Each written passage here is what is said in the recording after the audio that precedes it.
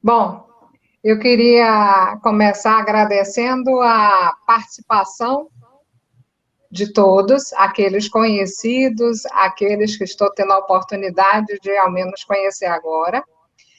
E fizemos uma escolha de trazer um tema que, embora hoje esteja sendo muito falado, e é inevitável, porque nós estamos falando de um contexto empresarial, ele traz uma vertente sobre o aspecto de reflexões.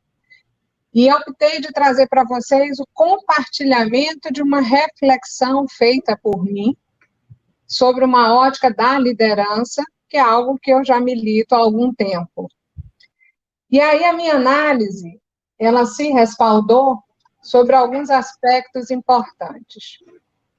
O primeiro, eu recebi, alguns de vocês podem ter recebido pelas mídias sociais, uma divulgação do professor e consultor Falcone, onde ele trouxe exatamente essa pergunta: qual é o papel da liderança em cenários de crise? E aí trouxe alguns pontos dos quais o líder não pode se eximir em contextos como esse citados aí neste momento. Domínio na gestão, segurança a ser transmitida para as equipes e clientes, a soluções de problemas, a busca por inovação, comunicação com públicos, equilíbrio emocional e irracional e resiliência. Ora, quando eu ouvi isso, eu comecei a fazer uma reflexão e querendo entender primeiro se estávamos falando numa mesma linguagem, trazendo o mesmo entendimento sobre o que era a crise. E crise, a gente precisa entender na sua essência que é algo que imprime uma mudança, uma alteração de um evento ou de um acontecimento. Por outro lado, traz na sua peculiaridade um momento que define a evolução de algo. Esta evolução pode ser para melhor ou para pior. Ora, nessa perspectiva, cabe a mim fazer uma reflexão. Eu vou aproveitar uma situação como essa, que é momentânea, e olhar para isso como líder, vendo nisso oportunidade ou vendo nisso efetivamente ameaças. À medida que eu faço essa reflexão, isso traz ao líder a responsabilidade de tomar decisões. E aí eu cheguei à primeira conclusão. O líder vive de crises. Então, meus amigos, o que nós estamos vivendo hoje não é nada diferente ou nada que vá deixar de fazer parte do dia a dia, da história, do legado das lideranças. Por outro lado, é óbvio que o cenário ele muda. Mas analisar esse cenário, que é o da pandemia, nos remete também a fazer uma outra reflexão e alinhamento conceitual. A pandemia é a disseminação de uma doença sobre um grande número de pessoas dentro de um curto prazo de tempo. Bom, e aí as variáveis se atenuam, as possibilidades, sim, elas existem para análise, para tomada de decisões, mas uma certeza a gente tem: ela vem, mas ela vai passar. E é nesse sentido que eu trouxe para o meu arcabouço o que eu interpretei sobre o slide apresentado pelo Falcone. Me cabe aí trazer a reflexão no sentido de olhar para isso e dizer: olha, eu, como líder, preciso entender que, neste momento, exercendo esse papel, preciso assumir a posição de gestor. Gestor de mais uma crise que eu estou vivenciando. E nessa posição de gestor, exercendo a liderança, eu posso olhar para isso de forma indissociável, ou melhor, integrando 3 pilares de composição de uma gestão: olhar para as pessoas, olhar para o seu negócio sobre uma ótica de segurança empresarial e planejamento, e olhar para a comunicação. Se eu olho para esses 3 elementos, inevitavelmente eu consigo, sim, passar, vivenciar esta crise dentro da opção que foi feita por mim.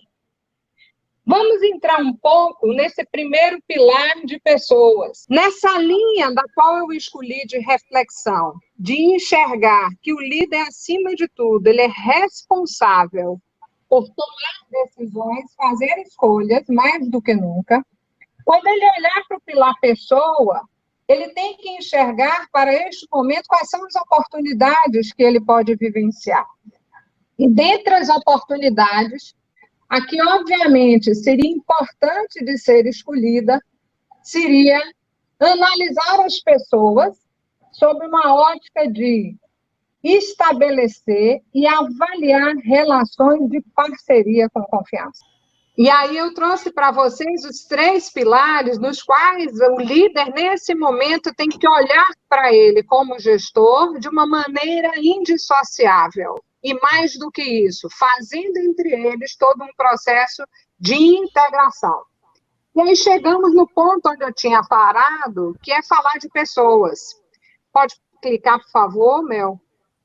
E quando a gente fala de que o líder deve focar nas pessoas, meus amigos, a pergunta que eu me faço é: precisa que exista uma crise para que ele foque nas pessoas? Ou pessoas é algo que faz parte da vivência e da essência do líder? Olhar para essas pessoas, pode, por favor, apertar, meu? Onde o seu principal foco em termos de olhar para as pessoas, sendo nesta crise ou fora dessa crise, é estabelecer parcerias com confiança. Seja ela com o seu líder, seja ela com os seus pares, seja ela com os seus liderados, seja ela com o seu cliente, seja ela com os seus prestadores, fornecedores. E aqui cabe relembrar para alguns que parceria vem de par. Par significa estar com. Talvez a crise, óbvio, como falamos que uma crise é uma mudança de um contexto, exija do líder, neste contexto, estar mais próximo de, reforçando a sua relação sobre a ótica moral. É a hora que a gente vai para o dia a dia e vai ter a convicção se existe uma afinidade, um alinhamento de valores, de princípios que se refletem na nossa postura e na nossa conduta. Porque valor é aquilo que reflete a nossa postura e a nossa conduta, nos orienta para a nossa postura, para a nossa atitude. O segundo aspecto é olhar para essas pessoas e verificar se tem um alinhamento conceitual, que isso vai ajudar na sustentação desta relação, seja em momentos atuais ou nos momentos nos quais você tem esse time que você está liderando.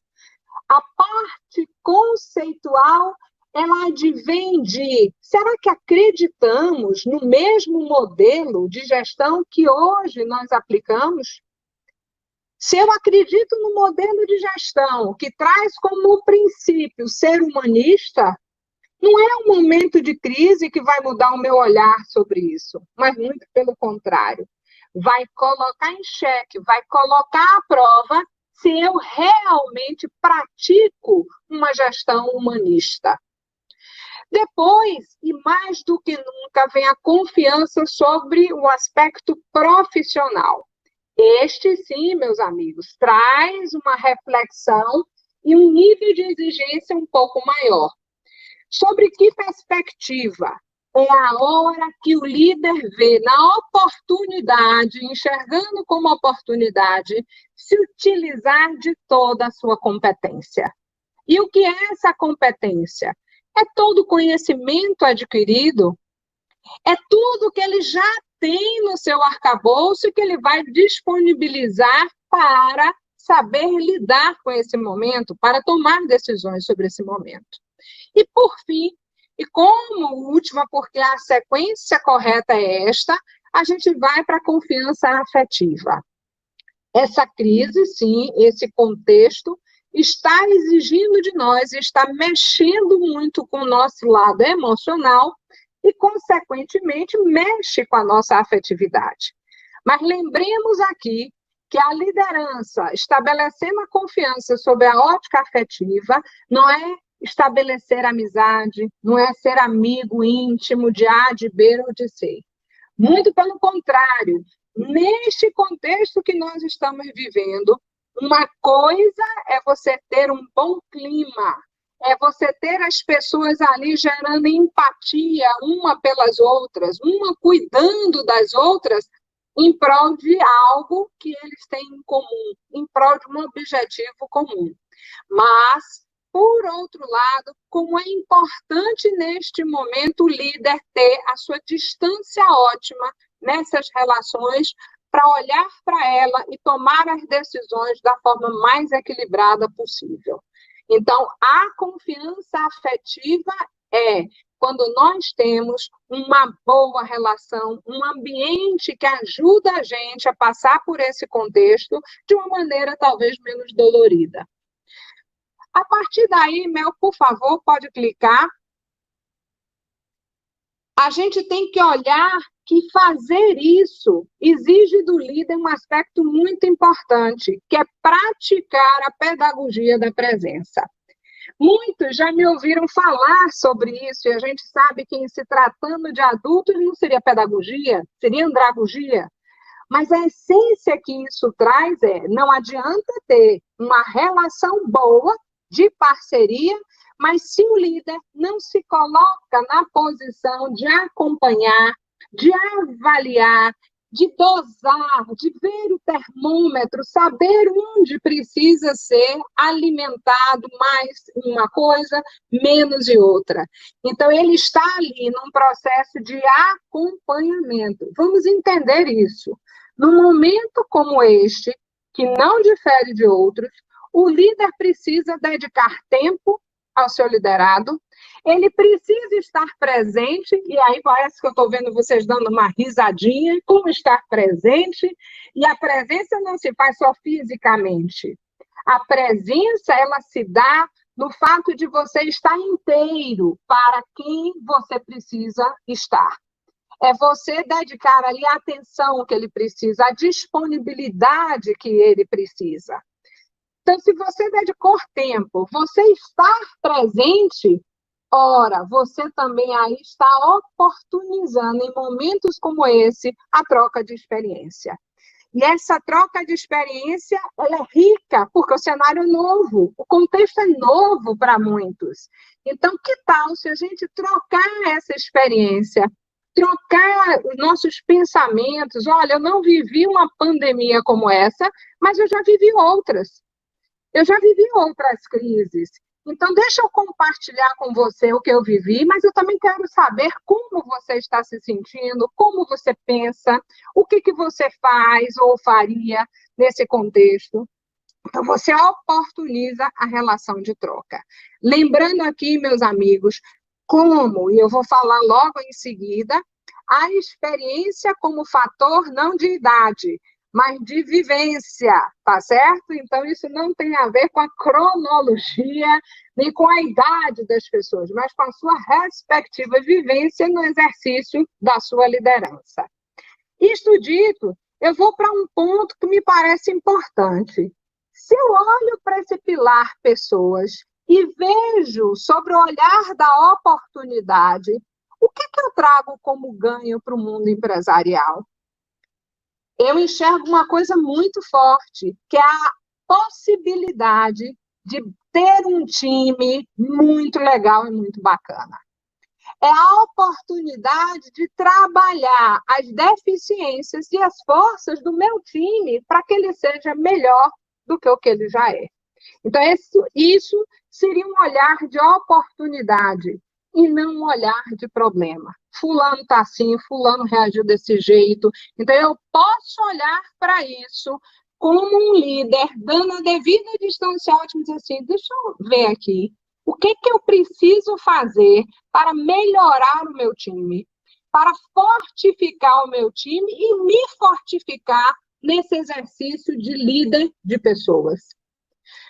Bom, aí podemos ir para o segundo pilar, que é, obviamente, o de negócio, onde leia-se aí em negócio dois aspectos fundamentais: segurança empresarial e planejamento.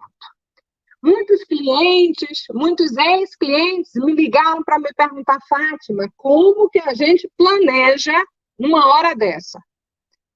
E a minha resposta para essas pessoas foi: imaginem se vocês não tivessem planejado. Então, meus amigos, aí a gente precisa se aprofundar um pouco, e eu escolhi uma forma de olhar para isso dentre muitas que existem, para compartilhar com vocês. O primeiro ponto é entender que a segurança empresarial é o que limita a nossa relação de confiança. Então, nós temos aqueles níveis de confiança, mas nós temos leis que precisam ser seguidas e que são soberanas perante um contexto empresarial. Essas leis são externas e nós estamos vendo aí quantas leis estão sofrendo as suas mudanças, e o que eu achei muito legal de participar desse projeto, junto com a Gomes Martins e com Melissa, é vocês terem uma visão multidisciplinar. Então, nós temos aí as advogadas, que têm a visão específica, são as especialistas sobre essa ótica jurídica. Então, a segurança empresarial é olhar que dentro de um contexto existem leis a serem seguidas, sejam elas externas e sejam elas da própria organização, como nós chamamos da interna. Se eu olho para isso, existe naturalmente um ponto a ser considerado. É justamente em momentos como esse que eu tenho que pensar antes de agir. E nós, culturalmente, temos uma tendência, e todos nós sabemos, de já sair fazendo. E depois, desculpem a liberdade, a gente vai juntando os caquinhos que foram deixados ao longo do caminho. E mais do que isso, a gente quer olhar lá na frente para o retrovisor e falar assim, nossa, tá vendo como o resultado piorou? Tá vendo como a coisa ficou ruim?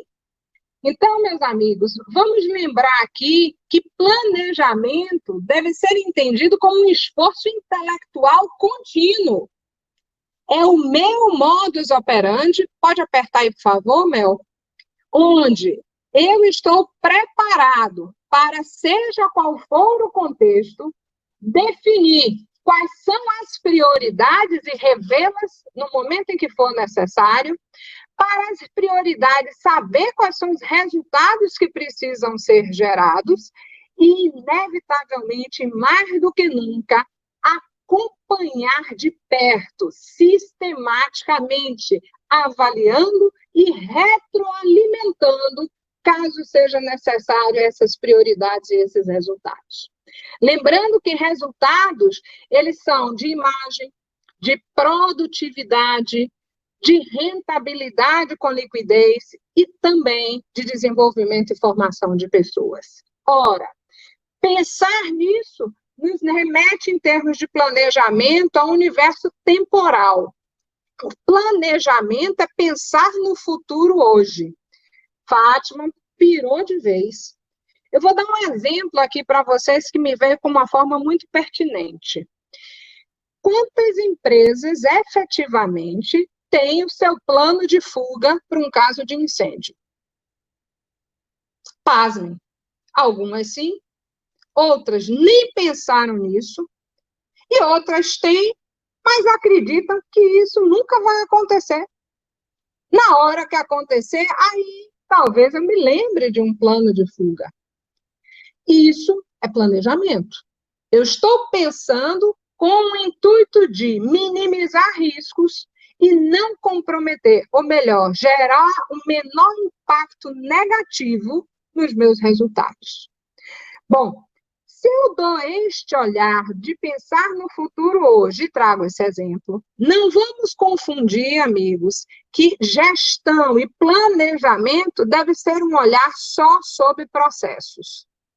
O processo é um dos elementos que compõe uma gestão de planejamento ou de gestão de maneira geral, né? Por outro lado, o que muda se eu tenho os processos bem estabelecidos é a dinâmica. Sim, eu posso olhar para os meus processos em momentos como esse e dizer o seguinte: aproveitando isso, eu posso fazer isso daqui melhor, descobrir uma forma de fazer isso melhor. Existem outras formas de se fazer isso que eu não imaginava. E isso traz a oportunidade de melhoria. Mas, por outro lado, existem outras coisas que são, às vezes, mais importantes ou mais relevantes do que o próprio processo. Então, o processo, em momentos como esse, ele precisa ser adaptado, ajustado, revisto, e ainda assim, olhar para ele com oportunidade de melhoria. O que é que muda e o que é que o planejamento dá? Ele dá a melhor dinâmica para um momento como esse. Quanto mais a empresa está com a sua segurança empresarial estabelecida, quanto mais ela está com o seu sistema de planejamento desenvolvido, implementado, a cultura absorvida, mais velocidade ele vai ter para se adaptar e se adequar a um momento como esse. Então, a diferença pode estar nesse dinamismo. As que não têm, talvez sofram um pouquinho mais. Aquelas que têm, vão adaptar, vão adequar e vão continuar no trilho, sem talvez ter muita dor e sem ter muito sofrimento. E aí, eu faço uma reflexão temporal para que a gente entenda que olhar para o ontem já não tem mais jeito. Sobre o ontem, a gente pode até corrigir os resultados que ele deixou e que ele apresentou. Mas eu não posso intervir de maneira integral. Já passou. Sobre o hoje, eu posso ter uma intervenção imediata. Eu posso olhar para o hoje e falar assim, legal, dentro disso daqui eu posso agir, eu tenho essa forma de fazer, eu já revejo isso aqui mudou. Então, eu tenho uma ação, mas ela ainda vai se pautar no corretivo. Agora, se eu tenho, e todos nós temos uma certeza de que o amanhã vai existir, aí sim, a gente vai se perguntar quem é que está olhando para esse amanhã hoje. Mel, se você puder projetar o próximo slide. Você não está com... Nós temos uma visão que é efetivamente uma visão de estrutura organizacional que nos remete a pensar que, se eu tenho na minha estrutura os acionistas, os respectivos diretores e os respectivos gerentes, que são pessoas que exercem a liderança dentro da nossa estrutura, a gente deve, e cuidado, esse é um dos maiores erros que as lideranças e as organizações estão cometendo. São quando todas as pessoas se voltam para a operação. Se todas as pessoas se voltam para a operação, vai existir inevitavelmente um vácuo significativo em termos de gestão e de liderança. Os gerentes, como o exemplo que eu estou dando, eles precisam pensar no hoje. Seja ele um gerente de uma obra, seja ele o gerente de uma unidade de atendimento, ele tem que estar olhando para esse universo daquela unidade de atendimento. Um diretor, ele tem que estar olhando para o hoje, mas olhando para o amanhã, para que ele possa fazer essa transição com o conhecimento, a vivência e a experiência que ele tem, dando as devidas diretrizes da forma mais assertiva possível. Então, ele exerce um papel de intermediário. Mas vamos para o exemplo, se eu, na minha estrutura, vou ter o presidente, o diretor executivo da empresa. Ele não deve, não pode estar olhando para o hoje. Ele é a pessoa que está 100% voltada para o amanhã. Porque se ele não tiver voltado para o amanhã, as pessoas não vão saber para onde ir. E aí acontece o que a gente chama tecnicamente da anarquia organizacional. Vai chegar um momento em onde ninguém sabe para onde ir, o que fazer, que resultado gerar, que prioridade está estabelecida. Essas pessoas começam a criar, a fazer por conta própria de uma maneira não integrada, desordenada, e, naturalmente, as consequências não são as melhores. Então, meus amigos, muito cuidado em relação a isso. O que eu quero traduzir? Não pode o líder deixar de se apropriar da sua posição e do seu âmbito de atuação. Ainda que, obviamente, isso exija dele ocupar, às vezes, uma posição ou acumular mais de uma posição por um período. Mas ele não pode deixar de se apropriar daquilo que é responsabilidade dele. Então, nesse sentido, meus amigos, ora, se eu olhei para as pessoas, olhei para a minha segurança empresarial, ou seja, estou fazendo aquilo que limita a minha relação de confiança, que é fazer o que é o certo, seja as legislações externas, as internas, mas mais do que isso, eu sei definir qual é a minha prioridade, ainda que eu esteja vivendo um momento como esse. E o que vai dar movimento a isso? O que faz isso circular igual sangue no nosso corpo? O que faz circular isso no contexto empresarial é a comunicação. Então, no momento de crise, todos nós tivemos aí muitas receitas prontas. Monte seu comitê de crise. Não esqueça da comunicação. Ok, faz todo sentido. Mas a pergunta é: como e o que é essa comunicação que nós estamos falando?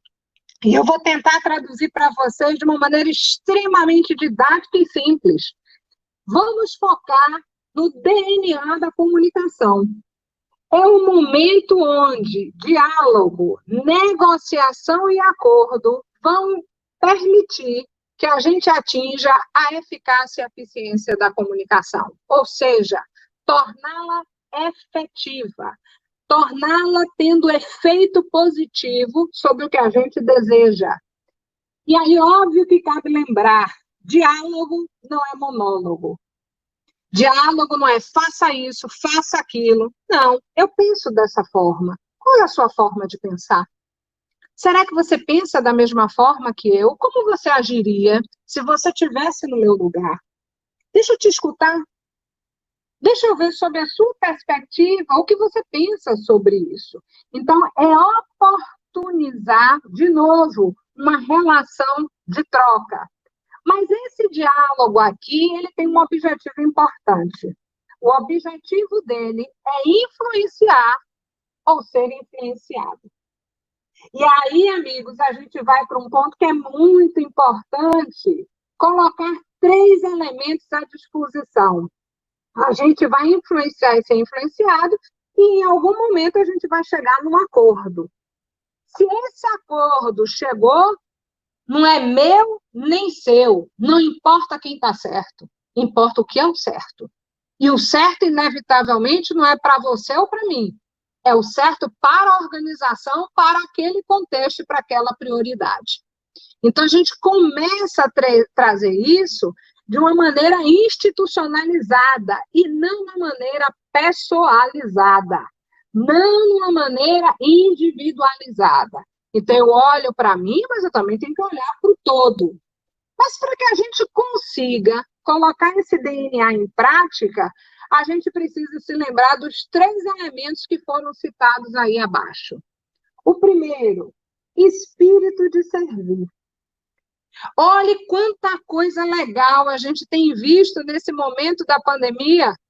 Parece que as pessoas botaram para fora coisas que não colocaram a vida inteira. E agora está vindo de dentro para fora a atitude de dar o seu melhor. Então, o espírito de servir é dar o seu melhor. É botar à disposição do outro o que você tem de bom. sem nenhum medo, sem nenhum receio, mas é dizer, olha, isso aqui eu bato no peito, pode confiar em mim que eu te ajudo. Eu tenho como fazer isso para você. Deixa eu te ajudar, deixa eu lhe servir. E não assumir uma posição de ser servido ou de cobrança, né? Essa não é a liderança que a gente acredita. Então, a gente serve e, naturalmente, a gente passa a ser servido, porque eu começo a entender que eu preciso de você na mesma proporção que você precisa de mim. Ora, para que eu coloque isso, precisa de humildade e simplicidade. Essa humildade, gente, é um fator muito interessante, porque a humildade mexe com a gente. E se a gente já está frágil, se a gente já se sente debilitado, vai ficando mais difícil. Mas a humildade é você ter a capacidade de reconhecer as suas forças e as suas fragilidades. E saber o quê? Pedir ajuda, pedir apoio. É perceber que o que você não tem em você, você pode encontrar no outro. E se eu dou o que eu tenho de melhor e você me dá o que você tem de melhor, e isso é complementar, não existe parceria que não dê conta de qualquer crise. E, consequentemente, é um momento da comunicação, que é comunicar a ação, ou seja, a postura, a atitude, a gente precisa entender da essência do cuidado. Então, é um momento que as pessoas sentem a necessidade de dizer o que elas pensam, mas também o que elas sentem. E se a gente não estiver aberto a escutar, a ouvir, a gente não consegue tornar essa comunicação efetiva. E o que é essa essência do cuidado? É falar de qualquer jeito, é o outro compreender que eu não estou legal, que eu estou sob pressão. Todos nós vivemos isso. E aí é que vem a contramão. Quanto maior o nível de criticidade, mais equilíbrio um líder precisa ter. E aí ele precisa, sim, estabelecer com cuidado, dizer o que precisa ser dito, falar o que precisa ser falado, mas sem perder o cuidado. O que é isso? É a disciplina na comunicação num momento como esse. É a linguagem que vai ser utilizada. É o canal que vai ser utilizado para dar essa informação. Por quê? Porque comunicação bem feita transmite segurança, oferece tranquilidade. Agora, você ter um líder que não cuida disso, as consequências disso podem ser realmente também desastrosas. Então, meus amigos, alguns já me ouviram falar sobre isso. Lembrem das peneiras de Sócrates. Aquilo que eu vou falar é verdade, tem bondade e vai ser útil. Eu só vou falar se tudo que eu pensei em dizer realmente passou por essas peneiras. E mais do que isso, além de passar, é pensar estrategicamente no como. Então, às vezes, eu vejo muitas empresas soltando comunicado todo dia. Será que isso está sendo efetivo? Tem muitas empresas que não estão se reunindo com o seu time, muitos líderes que não se reúnem sistematicamente para dizer, vamos olhar aqui, como é que foi a semana? Vamos fazer um balanço da semana? Então, cada um, obviamente, vai buscar a sua forma, porque cada caso é um caso e cada empresa está num momento e sabe lidar com esta situação de uma forma diferente. Por outro lado, uma certeza a gente tem: não pode deixar de cuidar desses três elementos e focar no DNA. Acordo, nesse momento, é a coisa mais preciosa. E acordo, às vezes, não é um papel assinado, né, gente? O acordo é o compromisso firmado. E se tem parceria, tem confiança, ficou fácil. Se foi dentro daquilo que a gente estabeleceu como prioridade, também fica fácil. Né? E, por fim, por favor, Mel, se você puder passar o próximo.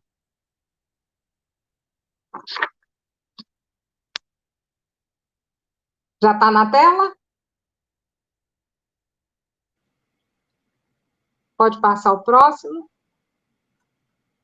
Não. E o próximo, meus amigos, eu acho que não está configurando, eu vou finalizar trazendo para vocês a minha reflexão final. Se eu olho para esses 3 pilares e me coloco numa posição de líder, algo que veio de uma maneira muito forte ao longo deste cenário atual é relembrar, porque eu particularmente já acredito nisso há muitos anos, é que o líder, ele não é super-homem, não é uma mulher maravilha, ele é um ser humano. E como ser humano, ele também precisa ser cuidado. Então, é um momento onde a gente precisa cuidar e precisa ser cuidado. Cuidar quer dizer prestar atenção a. Então, é que a gente possa, cada vez mais, estar atento ao outro. O outro aspecto importante é que, como ser humano, e nós temos aí a psicóloga que vai conversar com vocês, é entender que o líder deve ter em mente que não se manda naquilo que não se sabe e não se executa o que não se entende. Essa é sob uma ótica de gestão. Sob uma outra ótica, que é a do líder ser humano, para que ele cuide, ele precisa se cuidar. E o cuidado está no autoconhecimento. Porque a melhor forma de cuidar do outro é cuidando de si. Então, meus amigos, eu desejo que vocês, como líderes, aqueles que já são, aqueles que estão se tornando, que possam efetivamente entender que a essência do líder é de dentro para fora. Um líder é uma pessoa, e quando ele exerce a liderança, está numa posição de liderança, é reflexo daquilo que ele é como ser humano. Obrigada a todos. Espero ter contribuído, apesar dos percalços, eu não consegui acompanhar aqui meus slides, então eu tive que fazer tudo falando, pelo que eu tinha em mente. Mel aí me ajudou colocando alguns, mas espero poder vê-los em outra oportunidade, matar a saudade daqueles que eu tenho um tempo que não vejo e conhecer os que ainda não são conhecidos. Então, por enquanto, passo a palavra agora para a Irena dar a condução adequada aí. Bom, Fátima, muito obrigada.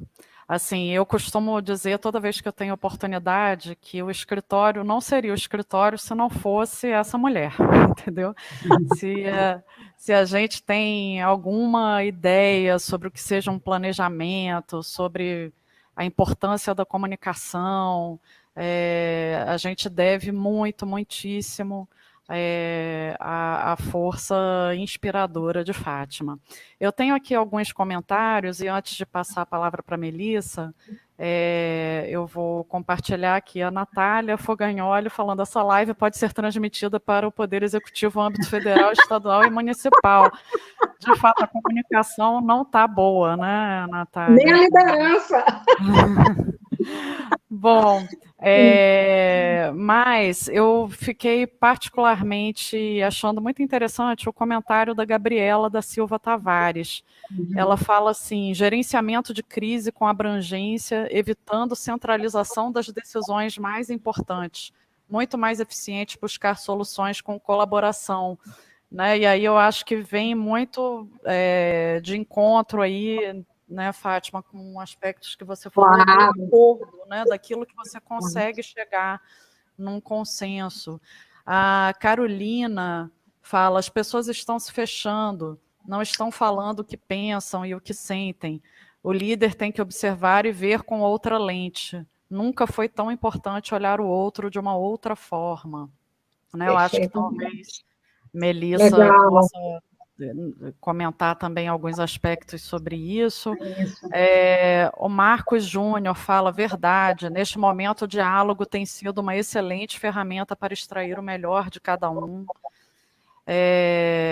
Carolina volta a falar sobre estar tendo muitos acidentes por distração, estão todos trabalhando de forma tensa, preocupada. Douglas White, querido professor de Direito Comercial da UFBA, No primeiro momento do noticiário abordando o isolamento social, a limitação das atividades mercantis seria impertinente focar Robson Crusoe na busca do diálogo com Sexta-feira? É isso aí. Andréa Alves fala, poderia repetir as últimas falas sobre o que liderar? Andréa, eu não sei se faltou alguma coisa aqui, mas poderia repetir as últimas falas sobre o que liderar, o que não se conhece? Ah, sim, pois não. E Carolina diz aqui que está com muitas saudades também, viu, Fátima? Oi, Carol! Então, Que prestígio ter você aí com a gente. Fico muito feliz, minha amiga. então, antes de eu passar a palavra para a Melissa, eu acho que esse aspecto da Andréia aqui merece repassar, então, brevemente, Fátima, se você puder. Pois não. O ponto, na verdade, que a gente está trazendo sobre isso é que não existe vento bom para barco sem rumo. Eu vou fazer uma analogia que talvez ajude muito. E vamos pensar que existe um papel primordial da liderança com esses 3 pilares, que é coordenar, integrar e educar pessoas. O integrar, a gente vai entender que ele traz aí todas as nuances e ferramentais que as pessoas precisam para fazer a coisa acontecer. Mas se a gente faz uma analogia, uma orquestra, eu preciso ressaltar que quem é que com a batuta promove a melodia? Então, você pode ter os excelentes músicos, mas se ele não tiver domínio sobre a metodologia e souber dizer que hora cada músico tem que entrar naquela melodia através do movimento que ele faz com a batuta, isso pode gerar a ausência da melodia. Então, os músicos, eles dominam as suas especialidades, mas precisa de alguém que possa estar coordenando, integrando e fazendo as pessoas darem o melhor de si. E aí vem um detalhe que você me lembrou. Lembrar que o líder não pode se aproveitar de uma crise para querer ser protagonista. O verdadeiro líder humanista é aquele que atua em círculo. Ele é mais um. Agora, na hora que precise que alguém assuma uma responsabilidade ou tome uma decisão que não foi unânime, ele aí puxa para ele essa responsabilidade. Então, muito cuidado, porque tem muita gente se aproveitando de momentos como esse para querer ser o personagem principal. E, meus amigos, nessa hora, não tem o mais importante. Todos são igualmente importantes.